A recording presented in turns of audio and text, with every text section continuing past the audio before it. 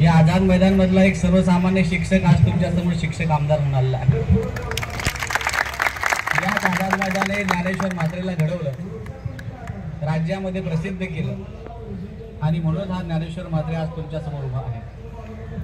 आणि ज्या दिवशी मी आमदार झालो त्याच वेळेला जी आमदार लोक शपथ घेतात की नाही, ही शपथ सुद्धा मी घेतली आणि ती शपथ घेताना मी ठरवलंय की माझ्या आमदारकीचा फायदा फक्त शिक्षक, शिक्षण, विद्यार्थी आणि शाळेसाठीच होईल। त्याच्या पलीकडे ज्ञानेश्वर म्हात्रेला काय घेणं देणं नाही।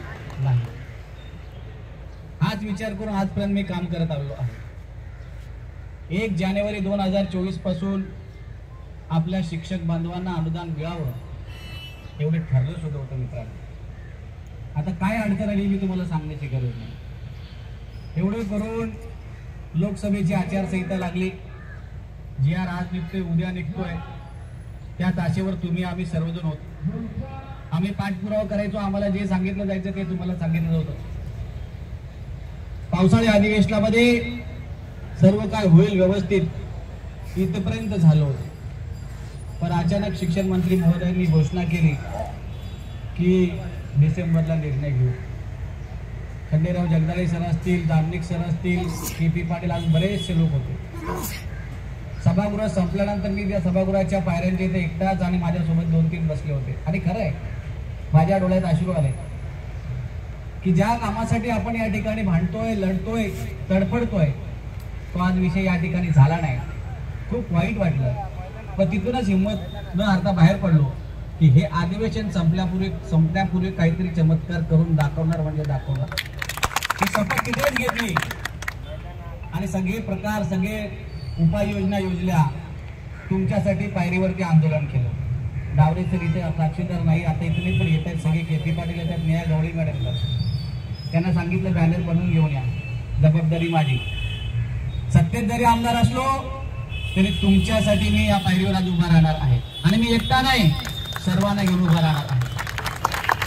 मी सगळ्या मंत्री महोदयांना सांगितलं, चव्हाण साहेबांना, उदय सामंत साहेबांना, सगळ्यांना सांगितलं, साहेब माझ्या शिक्षकांचा प्रश्न मिटत नाही, ते दोन्ही प्रश्न, एक तुमचा अनुदानाचा आणि दुसरा पेन्शनचा, दोन्ही विषयासाठी आणि 4-5 विषय होते, शेवटचा वर्ग असेल, आपल्या आरोग्याची शाळा असतील, जे काय राहिले सगळ्यांसाठी आणि मी आंदोलन त्या पायऱ्यावर उभं राहून केलं। एवढंच नाही, येणाऱ्या माणसाला प्रसाद लाड साहेब सुद्धा त्यांना सुद्धा सामील करून घेतोय। या साहेब, आम्हाला तुम्ही काय करा, त्या ठिकाणी शिंदे या ठिकाणी आले, या, ते सुद्धा सातत्याने आमच्या सोबत त्या ठिकाणी होते। ते आंदोलन करून पण काय दखल घेतली जात नाही असं कुठेतरी दिसायला लागलं।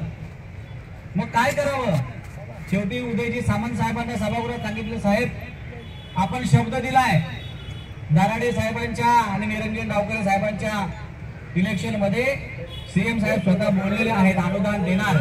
बसा बसा बसा।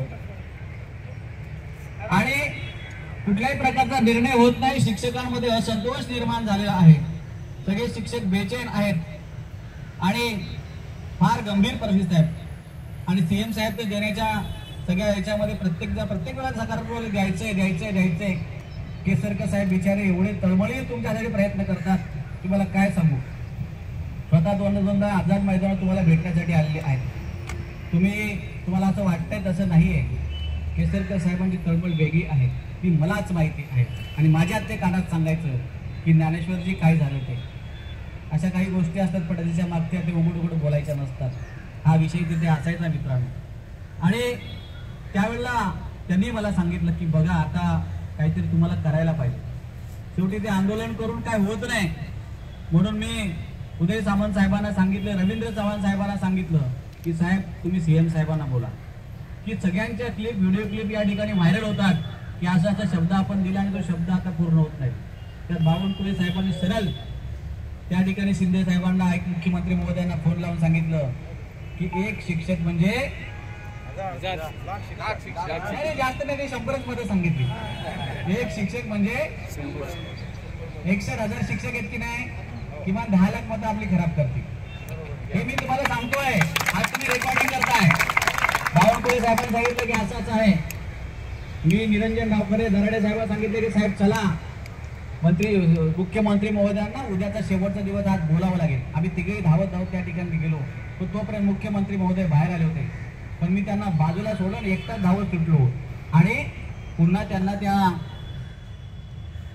लिफ्टच्या बाजूला त्यांना भेटलो. खिशातला कागद काढला आणि साहेबांना सांगितले, साहेब तुम्ही प्रत्येक वेळेला हो हो म्हणताय, पण केसरकर साहेबांनी ज्यावेळेला घोषणा केली त्यावेळेला आता अशी नाराजी सगळीकडे पसरली. सीएम साहेब मला स्वतः बोलले, ज्ञानेश्वर देतोय आपण करतोय, पण भाई साहेब म्हटलं अशी अधिवेशनात घोषणा केली आहे, उद्या शेवटचा दिवस आपल्याला काहीतरी करायला पाहिजे. तो कागद साहेबांनी स्वतःजवळ ठेवला आणि त्याच दिवशी संध्याकाळच्या मंत्रिमंडळाच्या बैठकीमध्ये आपला विषय निघाला की या शिक्षकांना आपल्याला अनुदान द्यायचंय. मग कसं द्यायचं त्याची घोषणा उद्या तुम्ही करा. मग मी सगळ्या या लोकांना, जगदाळे सर, जामनिक सर, सगळ्यांना बोललो की मी त्यांना आता म्हटलं, आता बघा 1 जानेवारी 2024 पासून देण्याची त्यांची कुठे मला हे दिसत नाही, पण मधला मार्ग काहीतरी काढण्याची मी विनंती त्यांना करू का? बोललो की नाही सर? त्यांनी सांगितलं सर बिंदास करा, शिक्षकांना समजवण्याचं काम आपण करू. आणि त्यांना हात जोडून विनंती केली की मधला मार्ग साहेब काहीतरी काढा. मला माहिती आहे बजेट होऊन गेलं, सगळं होऊन गेलं, आता काय होणार नाही, पण तुम्ही या शिक्षकांसाठी काहीतरी करा. त्या शिक्षकांचे तारणहार आपल्यावर प्रचंड विष